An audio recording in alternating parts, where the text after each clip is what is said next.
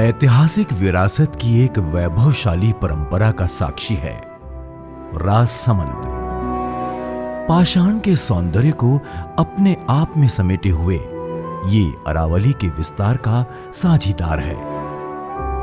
यहां प्रकृति अपने वैविध्य रूप को दर्शाती है, कहीं पहाड़ी की विस्तृत श्रृंखला तो कहीं गहरी घाटियां,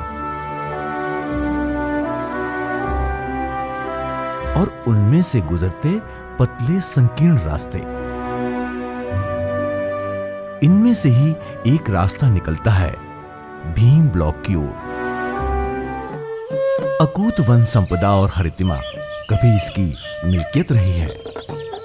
यह नैसर्गिक छटा के लिए जाना जाता था।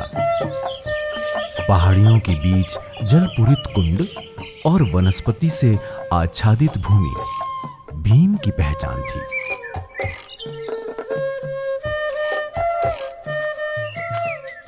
प्रकृति का वैभव यहां लोक जीवन में भी झलकता था। पारंपरिक वेशभूषा में सजे ग्रामीण, सुसज्जित बाजार, समृद्ध पशुधन और उल्लासपूर्ण वातावरण। पारंपरिक उत्सवों या त्योहार, जीवन में इंद्रधनुषी रंगों की छटा हमेशा बिखरी रहती थी। लसाड़िया गांव में मेरे दादाजी थे जो थोड़े संपन्न थे, तो कृषि भूमि तो थोड़ी कम थी, मगर पानी की प्रॉब्लम की वजह से मतलब सिंचाई के लिए उन्होंने कुएं खुदवाए, और कुएं में पानी कम होने से फिर यानी कुआं की संख्या खुदवाने पर कुआं की संख्या बढ़ती गई, और गांव वालों को पानी पिलाने के लिए भी मतलब पानी देते थे। लेकिन आज ये सारे रंग जैसे रूठकर कहीं चले गए और अपने पीछे छोड़ गए हैं पथरीली पहाड़ियां, सूखी झाड़ियां और दरकती जमीन। कांटे की तरह जीवन भी शूल बन गया है, क्योंकि प्रकृति की लय टूट गई है। भीम की 2 ग्राम पंचायतें कुकड़ा और लसाड़िया शुष्कता को कुछ इसी तरह परिभाषित करती हैं। भीम से 13 किलोमीटर दूर पहाड़ी रास्तों का घुमावदार सफर तय करके कुकड़ा और लसाड़िया पहुंचा जा सकता है। ये राजसमंद से 103 किलोमीटर उत्तर दिशा में स्थित है। 2681 घरों और 8639 की आबादी वाले इस क्षेत्र में मूलभूत सुविधाओं का सर्वथा अभाव है। 2 वक्त की रोटी जुटाने और प्रतिदिन पानी की व्यवस्था करने की चुनौती गांव वासियों के सामने सुरसा सा मुंह खोले खड़ी है। इस क्षेत्र की भौगोलिक एवं सामाजिक परिस्थितियों को अगर देखें तो इसमें क्या है कि जो अंडुलेटिंग लैंड्स हैं, पहाड़ी क्षेत्र है, आवाजाही के साधन कम है, साथ ही साथ में जो यहाँ का सामाजिक विकास है वो भी कम हुआ है। उगता हुआ सूरज उम्मीद की कोई किरण नहीं लाता। क्षितिज का उजास किसी जीवन में उजास नहीं करता। पेड़ों पर कोई कलरव नहीं, झरने की कोई कलकल नहीं। एक अजीब सी खामोशी के साथ दस्तक देती है भोर। भोर यानी कठिन दिनचर्या की एक और शुरुआत। जल संरक्षण की उपेक्षा, संसाधनों का अंधाधुंध दोहन और परंपरागत अवैज्ञानिक पद्धति का परिणाम यहां स्पष्ट नजर आता है। पहाड़ियां नंगी पड़ी हुई है, वन कट गए हैं, पेड़ पौधे रहे नहीं हैं, तो भूमि ज़्यादातर बंजर हो रही है, और बंजर होने के कारण भूमि में कटाव होता है, मिट्टी नदी नालों में चली जाती है। यहाँ पर मिट्टी का क्षमता है, गहराई है, वो कम हो गई। कुकड़ा और लसाड़िया ग्राम पंचायतों के अंतर्गत 6 मुख्य गांव हैं। लसाड़िया, कुकड़ा, बड़ला चौड़ा,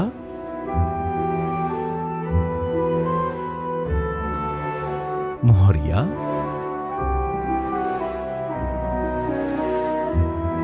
जालपा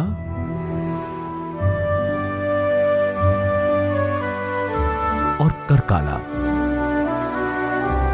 विषम भौगोलिक परिस्थितियां यहां जनजीवन पर हावी हो चुकी हैं। जलाशय शुष्क हो चुके हैं। कुएं का पानी गहराइयों में उतर चुका है। जल स्तर इतना कम हो चुका है कि हैंडपंप नाकारा साबित हो रहे हैं। जल संरक्षण के लिए बनाए गए चेक डैम, एनीकट उपेक्षा के शिकार हैं। इनके अवशेष भी अब गुम होने के कगार पर हैं। वर्षा जल को थामना अब इनके बस की बात नहीं। समय रहते किसी ने इनकी सुध नहीं ली। जल प्रबंधन की ये विरासत पुरखों की जागीर थी। संजोकर रखा गया होता तो आज धरती उजाड़ नहीं होती। इसके गर्भ को बेध कर जितना संभव हुआ पानी निकाल लिया गया। अब तो कहीं कहीं ही मयस्सर है, वो भी कब तक साथ देगा। विशेष रूप से हमारे भीम और देवगढ़ तो 2 ब्लॉक हैं, वो डार्क जोन में आ रहे हैं। वहाँ पानी का भी संकट है। वहाँ हमने अभी आपके वाटर टैंकर भी चला रखे हैं। फिर भी देखा जाए तो और जगह के मुकाबले भीम और देवगढ़ में ज़्यादा संकट है। अभी ये तो ठीक है बारिश होने से, बाकी तो हम वहाँ से लेके आते कुकड़े से, वावड़ी से, जो कोई कुकड़ा है मैन, हाँ वहाँ से लेके आते हैं, बाकी पानी नहीं। महिलाओं के लिए पानी लाना एक दुष्कर कार्य है। वो सिर पर मटका रखकर मीलों चलती हैं। तपती धरती, ऊबड़ खाबड़ रास्ते और सर्पीलाकार पहाड़ियों को नापना चाहे कितना श्रम साध्य हो। 3 चक्कर के बिना महिलाओं का दिन पूरा नहीं होता। उनके ऊपर काम का दोहरा बोझ है। वो घर के काम करती हैं, बाहर की जिम्मेदारी निभाती हैं और खेती में भी हाथ बटाती हैं। आदमियों की कोई नौकरी है ही नहीं, इसलिए महिला को मजदूरी करनी पड़ती है। पानी बहुत खारा है, बहुत दूर है, लाने ले जाने में बहुत समस्या होती है। बच्चों को भी बहुत समस्या होती है। पानी के कारण बच्चे 2 या 3 दिन भी हो जाते, कभी कभी तो 4-5 दिन भी हो जाते हैं। फिर नहाते हैं और कपड़े धोने में भी 4-5 दिन से धोते हैं। लकड़ी का थोका लेगा हाथ में, फिर पहाड़ी पर सटेगी, सिर पर तो मटका और अंदर पेट के अंदर बच्चा आधा रीति बकी चलती है तो सिर पर कंधे पर घड़ा लेकर कैसे सटेगी। या इधर कुआं है हाईवे के पास में, थोड़ा सा ऊपर हाईवे से थोड़ा ऊपर, वहाँ से हम लेके आते थे। और ये पहाड़ी का ये चढ़ाव उतार देख लो तो आप 2.5 किलोमीटर। खेती के नाम पर इन ग्रामीणों के पास छोटे छोटे टुकड़े भर हैं। खेती में करते करते हमारे परदादा मर गए। अब हम जमीन खोद के भी बढ़ाएं तो कितने बढ़ाएं, बीघा आधा बीघा इतने हमारे है। अब परिवार भी बढ़ता जाता है और खेती कम बढ़ती जा रही है। ब्याज भी पे भी ले लेके बच्चों को कैसे करके पढ़ा रहे हैं। ऐसे करते हम तो कर्ज से ऊपर नहीं आते पर बच्चे भी कर्ज से ऊपर नहीं आ पाते हैं, क्योंकि हमारे पास साधन ही ऐसा ही है ज़मीन का। पशुओं के चारागाह पथरीले उभारों और सूखी धरती में रूपांतरित हो चुके हैं। कमजोर पशुधन कृषि और घरेलू उपयोग में ज्यादा कारगर नहीं रहे। इसके अलावा उत्तम पशु आहार और उन्नत पशु नस्ल दोनों ही इस क्षेत्र में दृष्टिगत नहीं है। गाय बकरी हम रखते हैं तो उसके खाने पीने के लिए कुछ मिलते नहीं है, खाने के लिए बहुत तकलीफ पाते हैं। यहाँ कृषि की आधुनिक तकनीक की जानकारी और उन्नत बीजों का पूर्णतः अभाव है। ज्वार, बाजरा, उड़द आदि की मिश्रित खेती से जमीन अपनी उर्वरकता को खो चुकी है। लगभग 11,000 हेक्टेयर भूमि में खेती होती है, जो परंपरागत खेती की जा रही है। छोटी जोत होने के कारण किसान योजनाओं का लाभ भी कम ले पाता है और उत्पादन ज़्यादा होता है, लेकिन उत्पादकता कम होती है। हमारी खेती में खाद गाय भैंस का ही खाद और बकरियों का खाद डालते हैं और कोई नया उपयोग कोई हमने किया नहीं है अभी तक और नहीं कर पाते हैं, क्योंकि हमारे पास पैसे नहीं है तो हम क्या कर पाए। बीज भी हम सब खिचड़ी बोते हैं, सब तरह के ज्वार, बाजरा, मक्की, जो सब तरह का चलाते हैं। इसमें कोई खास पैदावार नहीं होती है। हर एक क्षेत्र दुधारू पशुओं के चरने से खाली हो चुके हैं। पशुपालकों के पास भी कोई विकल्प नहीं बचा है। उनकी जीवन शैली कैसे सुधरे, इससे वो बिल्कुल अनभिज्ञ हैं। जो यहाँ के पशुधन है उनके पास चारे की उपलब्धता कम है। यहाँ के चूंकि पठारी एरिया है, पहाड़ी एरिया है, तो चारे की उपलब्धता नहीं होने की वजह से यहाँ पशुधन कम रखा जा रहा है। ग्रामीणों में स्वास्थ्य के प्रति जागरूकता का पूर्णतः अभाव है। खुले में शौच, जगह जगह खुली बहती नालियां, गंदगी का जमावड़ा और प्रदूषित जलकुंड का प्रयोग गंभीर बीमारियों को जन्म देते हैं।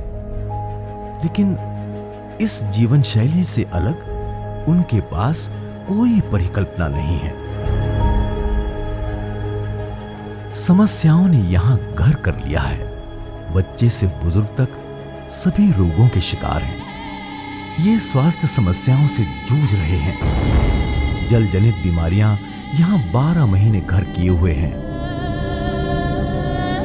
मेरी तकलीफ हुई है को 20-25 सालों की पानी की वजह से तकलीफ हुई है। यहाँ एक तो दर्द होता है यहाँ पे, और यहाँ से वजन नहीं चलता है, और यहाँ से मतलब वजन नहीं चलता है यहाँ से घुटनों में। मैं मतलब सब जाके फिर क्या डॉक्टर ने मना कर दी मेरे को।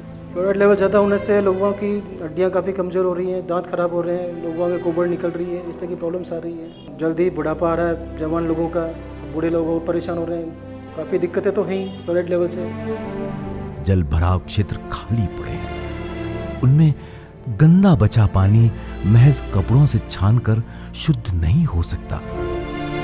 पेट संबंधी बीमारियों और अन्य संक्रमण के लिए ये काफी हद तक जिम्मेदार है।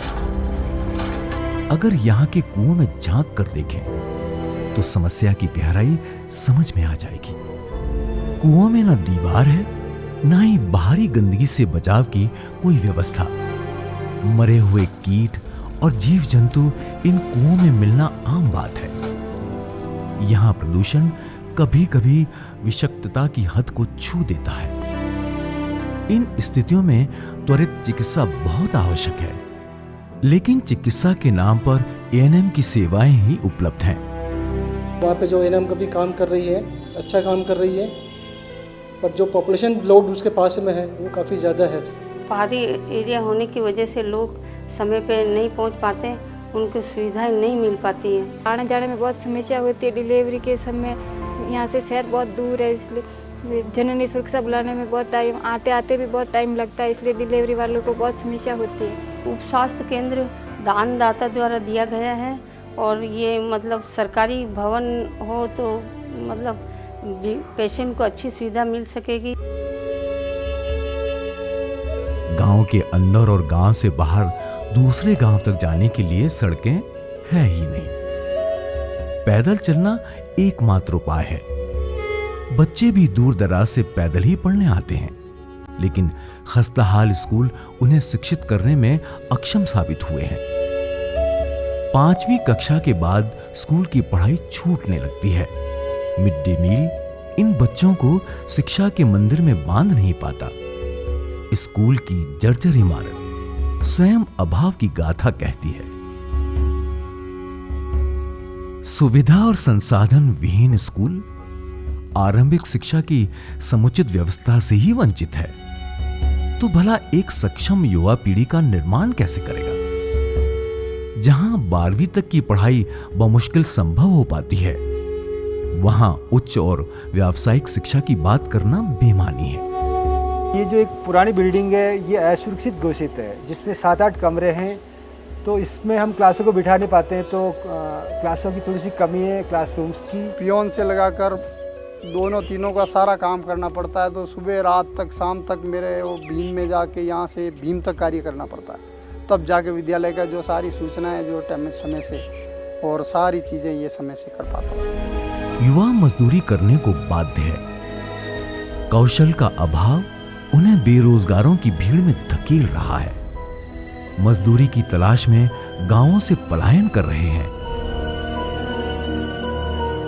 सूरज डूबने के साथ पूरा क्षेत्र अंधकार में डूब जाता है।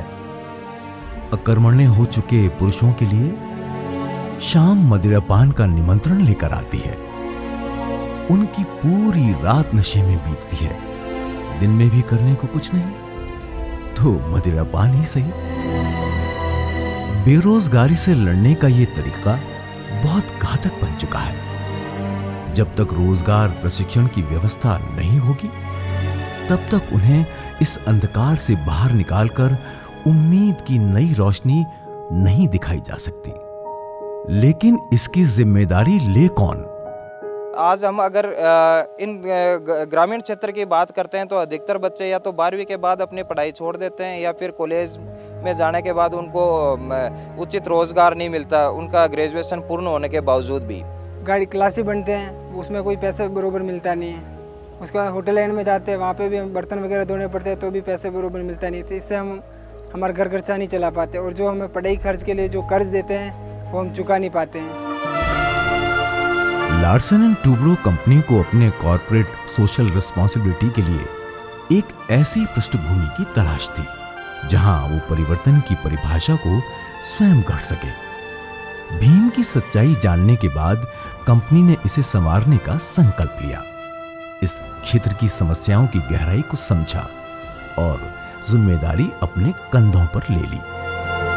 तब से Bhim block Larsen and Toubro की कर्मभूमि बन गई है। उसने इस सामाजिक जिम्मेदारी को निभाने के लिए अर्पण सेवा संस्थान से हाथ मिलाया। ये संस्थान पेयजल एवं स्वच्छता मंत्रालय द्वारा अधिकृत है और विगत 19 वर्षों से जल संरक्षण एवं विभिन्न सामाजिक मुद्दों पर कार्य कर रहा है। अर्पण सेवा संस्थान ने भीम ब्लॉक की दोनों ग्राम पंचायत कुकड़ा और लसाड़िया तथा सभी 12 गांवों का आधारभूत सर्वेक्षण करवाया। उसने हर पहलू की पड़ताल की और स्थिति को बहुत गंभीर पाया। लार्सन एंड टूब्रो की आर्थिक सहायता से सकारात्मक परिवर्तन की ओर कदम बढ़ाया। इस तरह फिर शुरू हुई जीत की तैयारी। लार्सन एंड टूब्रो ने ये कार्य संपादित करने के लिए अर्पण को चुना है। अर्पण सेवा संस्थान ने इसके लिए एक विस्तृत डीपीआर बनाई है। उस रिपोर्ट में यहाँ का पूरा बेसलाइन सर्वे कराया गया। दोनों ग्राम पंचायतों के 6 जो मेजर गांव है प्लस 6 इनके जो सब विलेज है 12 गांवों का पूरा एक विस्तृत सर्वे किया गया। सर्वे करके यहाँ का नीड असेसमेंट किया गया। नीड असेसमेंट के बेस पे डीपीआर में प्रपोज किया गया कि हमें क्या क्या एक्टिविटीज करानी है। यहाँ करने के लिए बहुत कुछ है, जरूरत थी तो बस एक हौसले की। समाधान की ओर पहला कदम है जल संभरण। इसका आधारभूत ढांचा निर्माणाधीन है। वर्षा जल का संरक्षण वैज्ञानिक पद्धति से होगा। आगामी 4 वर्षों में यह प्रोजेक्ट पूरा हो जाएगा। पेयजल, सिंचाई, कृषि, पशुधन, शिक्षा, स्वास्थ्य, कौशल विकास एवं रोजगार चरणबद्ध रूप से एक समेकित कार्यक्रम के रूप में क्रियान्वित होंगे। सामुदायिक जीवन की विषमताओं से लड़ते हुए हर एक ग्रामीण का संकल्प बनकर आई है कुकड़ा लसाड़िया परियोजना। कुल मिला के देखा जाए तो ये एक पूरा इंटीग्रेटेड डेवलपमेंट प्रोग्राम है। ये कोई सिर्फ एक उद्देश्य को लेके नहीं है, इसमें सभी उद्देश्य शामिल हैं जिससे इन जो ग्रामवासी हैं उन सब का जनजीवन बढ़ सके, जनजीवन का स्तर बढ़े और सबको इसका फ़ायदा भी मिले। और यही सोच लार्सन एंड टूब्रो की है कि इसकी शुरुआत जल से लेके हो, जल की उपलब्धता सुनिश्चित हो, उसके बाद में इनका पेयजल की उपलब्धता सुनिश्चित हो। पेयजल के लिए अलग से जो ड्रिंकिंग वाटर स्कीम्स हैं वो हम डिज़ाइन करेंगे, उसके लिए सर्वे कार्य चल रहा है। और उसमें जो ड्रिंकिंग वाटर स्कीम्स इंस्टॉल करने के बाद में सैनिटेशन पे कार्य होगा। सैनिटेशन जब सुनिश्चित हो जाएगा तो इनका शिक्षा एवं स्वास्थ्य दोनों पे कार्य होंगे और उसके बाद कौशल विकास में। ऐसे करके ये पूर्ण एक एकीकृत सामाजिक विकास कार्यक्रम रखा गया है। जी हाँ, शुरुआत हो चुकी है, लेकिन ये स्थानीय समुदाय के सहयोग के बिना संभव नहीं। वो अर्पण सेवा संस्थान के साथ बेहद उत्साहित होकर अपने क्षेत्र के नवनिर्माण में भागीदारी निभा रहे हैं। इस तरह महिला और पुरुषों को रोजगार मिल गया और संस्थान के कार्यों को गति। भविष्य संवारने के लिए वर्तमान को गढ़ना ही पड़ेगा, तभी आने वाला कल एक नए इतिहास की इबारत लिखेगा।